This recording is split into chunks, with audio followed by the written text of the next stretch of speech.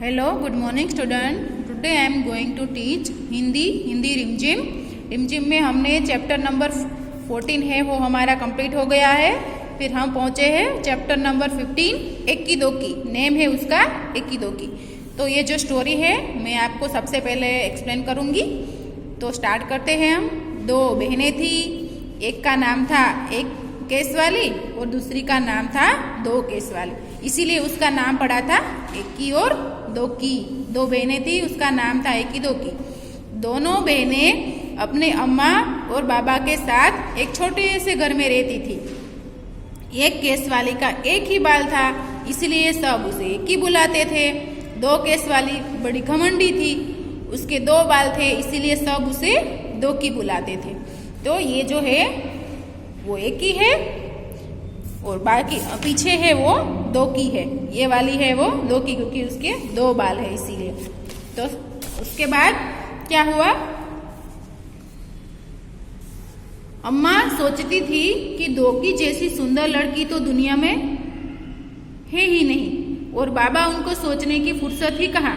क्यों, उसकी माँ थी वो ऐसा सोचती थी कि जो एकी है उसका तो एक ही बाल था और दोकी है उसका दो बाल था। तो उसकी मम्मी थी वो ऐसा सोचती थी कि ये दोकी के दो बाल, वो सुंदर दिखती थी क्योंकि उसके दो बाल थे, इसीलिए इसके जैसी तो दुनिया में कोई है ही नहीं। वो उसको इतना लाड़ प्यार करती थी। और बाबा उसके बाबा थे, वो उसको तो इतना काम रहता था कि वो उसको ऐसा सोचने की कोई फुर्सत ही नहीं मिलती थी, टाइम ही नहीं मिलता था, काम में जो उलझे रहते थे। इसीलिए दोकी हमेशा अपनी बहन पर रौब जमाती रहती थी क्योंकि उसके दो बाल थे। इसीलिए एक दिन एकी घने जंगल में गई। तो एकी थी वो एक बार जंगल में जाती है, फिर चलते चलते वह घने जंगल के बीच आ पहुंचती है।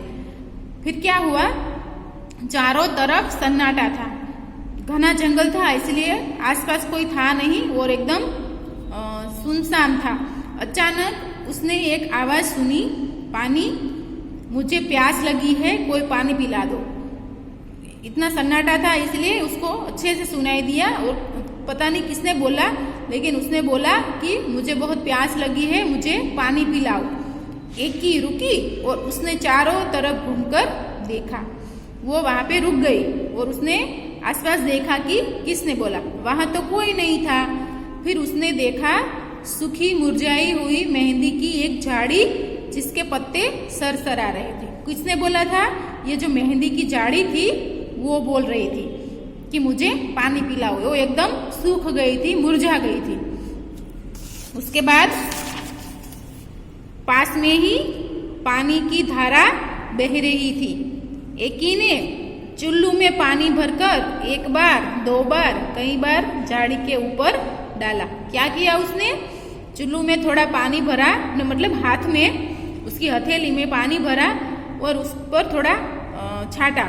फिर मेहंदी की झाड़ी बोली, धन्यवाद एकी, मैं तुम्हारी ये मदद याद रखूंगी।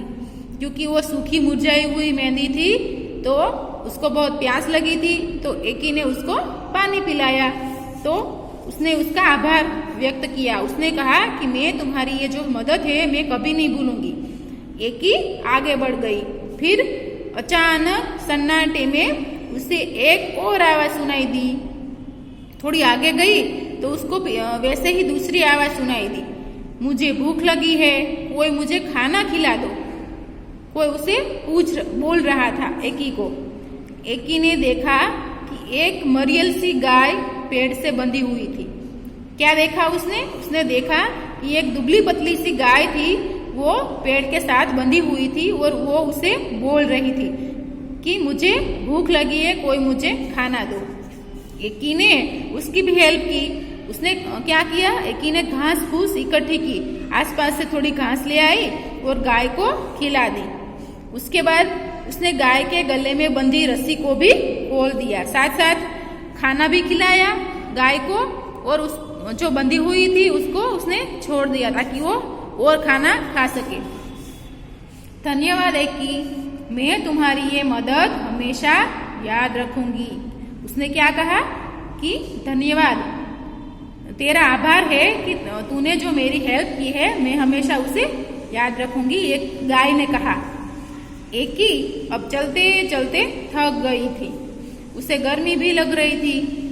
उसे समझ नहीं आ रहा था कि अब वह क्या करे, कहाँ जाए, क्योंकि वो घने जंगल में आ गई थी ना, आसपास कुछ था ही नहीं।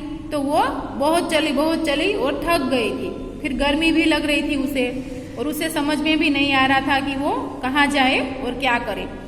तभी उसे दूर से एक झोपड़ी दिखाई दी। एकी दौड़कर झोपड़ी तक गई और आवाज लगाई, कोई है?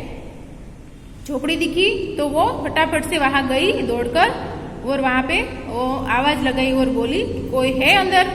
एक बूढ़ी अम्मा ने दरवाजा खोला। बूढ़ी अम्मा ने कहा, आहा, आ गई मेरी बच्ची, मैं तुम्हारी ही राह देख रही थी। क्या कहा उसने?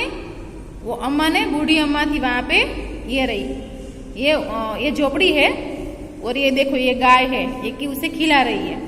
फिर ये बूढ़ी अम्मा है और ये उसकी झोपड़ी है, और एकी को वो उसके पास वो जा रही है और उसे बोल रही है कि मैं तेरी ही राह देख रही थी, आ जाओ, अंदर आ जाओ। एकी हैरान हो गई और चुपचाप झोपड़ी में आ गई। एकी को लगा कि मैं तो उसको जानती भी नहीं हूँ, वो ना ही वो, तो वो मुझे कैसे जानती है और मेरी राह वो क्यों देख रही थी? ये सब सुन के वो एकदम हैरान रह गई और चुपचाप झोपड़ी में आ गई। झोपड़ी में आकर उससे बहुत अच्छा लगा। फिर उसके बाद बूढ़ी अम्मा ने कहा, आओ बेटी, तुम्हारे लिए नहाने का पानी तैयार है। क्या हुआ कि बूढ़ी अम्मा ने उसकी आगता स्वागता की और उसे कहा कि मैंने तुम्हारे लिए नहाने का पानी तैयार रखा है, नहा लो। उसने कहा बूढ़ी अम्मा ने कि पहले नहा लो, तुम्हारे लिए पानी तैयार है, पहले अच्छी तरह से तेल लगाओ और उसके बाद नहा लो, फिर हम खाना खाएंगे।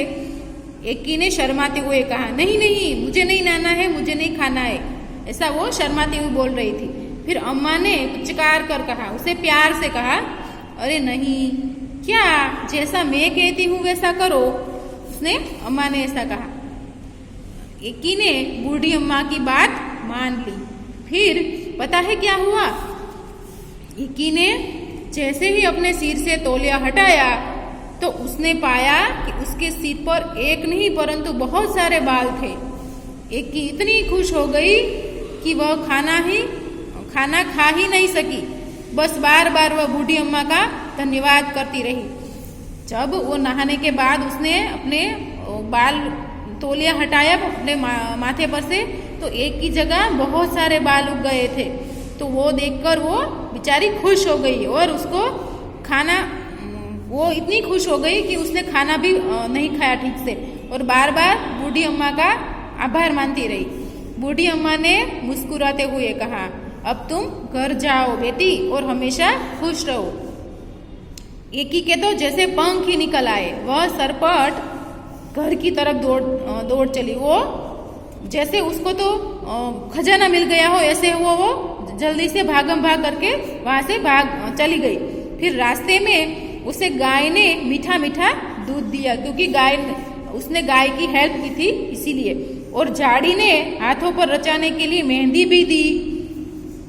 झाड़ी को भी उसने हेल्प की थी, इसलिए झाड़ी ने भी उसकी हेल्प की और उसको अच्छी मेहंदी दी। घर पहुंचकर एकी ने सारी कहानी सुनाई।